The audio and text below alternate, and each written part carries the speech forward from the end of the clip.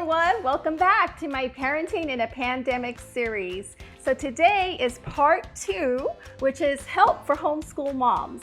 And I'm excited to introduce you to my guest, Ari Gracia. Ari is a wife, a mom of 3, a vlogger, and recently started a homeschooling vlog. She is married to Aaron, and they have 3 beautiful children, ages 7, 6, and 3. So I'm excited for you to tune in today. Let's meet Ari and see what she has to share. Well, welcome, Ari. I am so glad that you're able to join me today for our Healthy Family Roots vlog. Today's episode is specifically for helping moms who are homeschooling. So whether it's by choice, something that they have chosen to do, or because they don't have an option with virtual school going on in many school districts today. So I know that you're homeschooling, and so I kind of wanted you to give us a brief why you've chosen to go this route. Well, thank you so much for having me, Rochelle. So we started homeschooling because it was just an answer to prayer about 2 years ago. So this was something that we had already started doing before the pandemic. But it was an answer to prayer as to what the Lord wanted us to do for their education. We were seeking guidance as to what they wanted, because Christopher was about to start school. He had gone to kinder in public school, and something didn't feel right just for our family. I just knew, I don't know if this is what you want. So I was just in prayer, and that's just a conviction that the Holy Spirit had given me for our family. And it was very much a walk of faith that first year. I have to say, shout out to all of you moms that homeschool your kids by choice, because it's a huge commitment. It's huge. Yeah.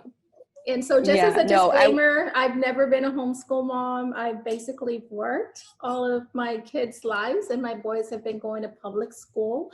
And so I know some people choose public school, private school, and then of course homeschool. So all these are options that we have moms from all different, backgrounds and contexts. And so, but I just wanted to say that about myself. But keep going. Yes, no. Yeah, no, definitely something that has to be for your family. Like if it doesn't fit your family and you're trying to do it, or you don't have that conviction, then don't. So I really do appreciate that, for you as an answer to prayer, and that God guided you here. And so, because now we can glean from your wisdom on what you've learned so far on your journey. So let me ask you, what are some tips for the moms that are now having to do this maybe for the first time, or kind of having to adapt from the spring semester to now the fall semester starting fresh, to help them, especially if they've never been here before? Okay, yeah, so I wrote one of the first things that helps me just to kind of keep everything just simple is to set yearly goals. So for virtual, that's something I don't have experience with the virtual stuff, but I know that they have those goals already set for them, I'm sure, because they have it's easier for them to kind of just not worry so much about what the academic part is going to be. But other goals that we set for the kids too is just more of habits and just discipline goals for my younger ones. So I wrote here that habit and discipline goals trump academics for our toddler and our 5-year-old. And our 2nd grader has a more focus on math and Bible right now. So it's just kind of seeing where they're at. But if you're doing virtual, you don't have to really worry about that stuff. So that's actually kind of a good thing. You don't have to really focus in on planning the curriculum and all of that stuff. I know some moms maybe are choosing to do their own curriculum, and that would just be something that I would say would be to set goals to have for each child. That way, because you're not going to get to everything in the curriculum. I learned that really fast, and some days you just won't get to it. So having those goals that you can look back on each month, okay, where are they at? And then also, so not just academic goals, but I hear you also saying other goals. So maybe learning type goals or spiritual habits, as you were talking about as well. So just helping your kids develop is what I'm kind of hearing from you. Yeah, and in the first year too, it takes that kind of figuring it out. So it's just kind of that first year being really flexible about it and relaxed. Again, with the virtual, you've got it, it's good because you don't have to worry about that part of it. But it's just embracing, I guess, the other aspect like that. If you do want to implement, having those goals like spiritually or biblically, or maybe what can we talk about with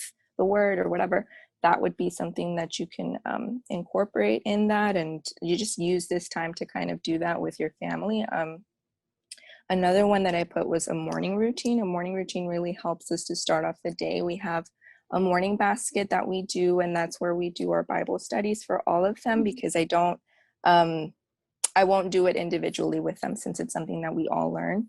So we'll do that over breakfast, and then we'll do our chores, and they have a routine to kind of get them going before they have to sit and do lessons. So if you have that time in the morning, I'm not sure when school starts for virtual learning, if there's like a time set that they have that. So I don't know if that, having a whole morning routine would work, but if you have that time in the morning, that helps us kind of get in the mindset of like learning atmosphere. Because if you're at home, it's easy to be like, I'm here at home, but I'm You're also still in having your to jammies, right? Like, yeah. who wants to get up and go to work, and especially schoolwork? So I know one thing that I've heard is like definitely routine is key to having that schedule. And so also having a designated space that is your school space versus just your bedroom, right? Where you like read and then you just fall asleep in your bed. That's probably not the best place to read. But having a designated space, yes. And yeah, so, for sure. yes, and I know one thing that I saw my sister-in-law do, because she's got two littles at home, is that she had a big whiteboard, and on that whiteboard, so this is for all of you moms that have kids that are in school outside the home, but right now they're at home virtually, and on the whiteboard, she had like all of the Zoom codes, the times of when each, because she had two, so the time of each child that they had their Zoom meeting. Yeah. And so I thought that was just great, because she just wrote everything there on that big whiteboard, and it kind of helped her to keep her kids on track, to make sure that he missed class or whatever. But yeah, so routine organization is kind of which I think is what you're getting to next too, right? Yeah. So putting that, like just having sections of your day too, I mean, that's really what works for us. But because we've made this for us more of a lifestyle, that first year, I tried to just be super intense about that. And I ended up being so overwhelmed by it that I just kind of literally quit. So that happens sometimes, right? Like we do get overwhelmed. Yes. So I think just my perspective on it and understanding like it's a lifestyle, and kind of make it an atmosphere where it's all around learning, and that kind of takes the pressure off. You have to get everything right, and you have to do everything right, because if you're doing this and you're not feeling called to do it, but you're doing it out of necessity, don't put that pressure on yourself to have to be teacher, and like it's for a all season. Of our type A personalities. Yeah. So the other one that I put was find the planning system that works for you. So I remember trying out a lot of things that I thought would work for our family, just different planning methods and things, like a strict schedule or a rhythm, and just trying out a bunch of stuff. And we found what works for our family just by trying all of those things out. But if you already know your organization, like the way that you plan and all of that, and then incorporating that with the school and how you're going to do that with the children, that's already like a plus for you. For me, I had to find that. I had to just go through a bunch of stuff to find what would fit our lifestyle, what fits with, having the 3 little ones, and with Aaron working and then me working from home at times. Like there was just things that come into play, and every family is different and unique, and Dynamics it's not going to look the different. same for it's not going to look the same for everybody. And that doesn't mean that it's wrong if it looks different than somebody else's family. And sometimes I think we measure ourselves with other people, with how they're doing it, or what they're doing, and really everybody has a different fit, and everybody is unique, and there's the Lord works in different ways with everybody. Yes, he does. So yes, he does. And then I put for younger kids to keep lessons short. Again, if you're doing virtual, I don't know how that works. If they do it all day, I would be, oh my gosh, I would freak out if it's all day. I think it does vary. It does vary right, from school to school. And I know that depending on the age too, like Zoom meetings I know are some one way, and then others are just assignments. So like for me, I'm a mom of a high schooler, and my son basically just has to get all of his assignments done online, and a class will meet by Zoom, like his choir, at a certain time Yeah. every day. But others, it's just, and so for moms that have older kids, and I'm just going to say it, it's okay to nag your kids Yeah. because I feel like, okay, at this, I mean, like, I don't like to be a nagger, but at this point I'm like, I check in with him like twice a day, make sure, okay, have you done this? Are Yeah. make sure that you're staying on top of everything. So I feel for all of us moms out there that are kind of trying to do our best, or even dads, some of you there's dads out there that are doing this. And so anyway, but so yes, so having a good planning system and then keeping the lessons short and engaging, especially for the younger kids. For the younger kids, yeah. Or Yes. taking breaks. If you can take breaks, I mean, take as many as you can to keep things kind of Mm-hmm. short, and then take a break so that they can play, or that they can kind of get their minds off of it for a little bit, come back to it. I wouldn't suggest doing it all at once, just especially, I mean, for younger kids, I for don't sure. think, I probably, most schools I think are not going full on straight, at least I hope not. I feel for the teachers, right, that are trying to do their best with some of them in person or maybe all virtual. But so yeah, and I think this is where your kid's learning style is important too, because if you have a physical learner, he needs to get up a lot more Get out, often yeah. than those that are visual or audio learners that can maybe sit a little bit longer. Yeah. So yes, absolutely. So I just want to let everybody know that I'm sure Audie would love to connect with you if you have any questions on curriculum, on other kinds of tips. And so I'm sorry that we can't quite get to everything in this blog. We kind of have to keep it to a certain time limit. But Audie, how can some of our moms connect with you online if they have more questions or they want some of your recommendations?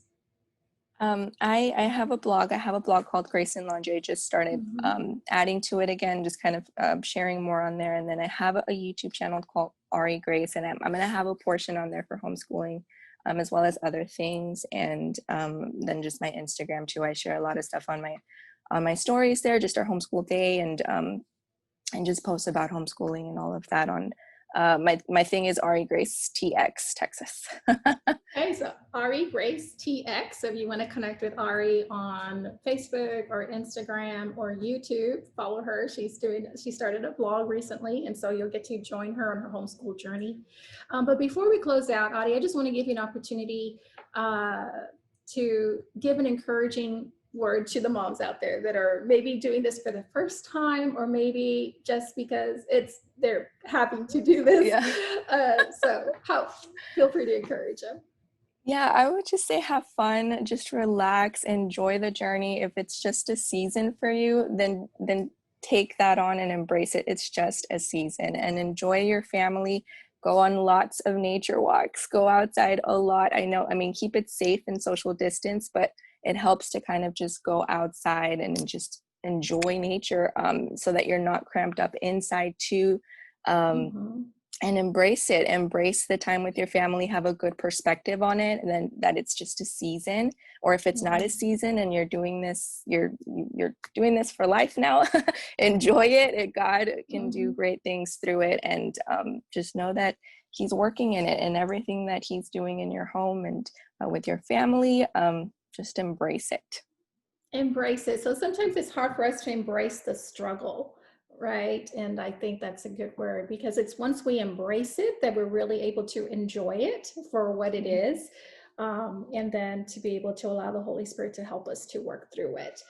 Thank you so much, Audie, today for joining me, giving us some of your time and giving us some of your tips. And just we really appreciate you, and I love you, and I love your family, and really appreciate your ministry. And so I just wanted to introduce you to the Healthy Family Roots online family. And so thank you so much for joining me today.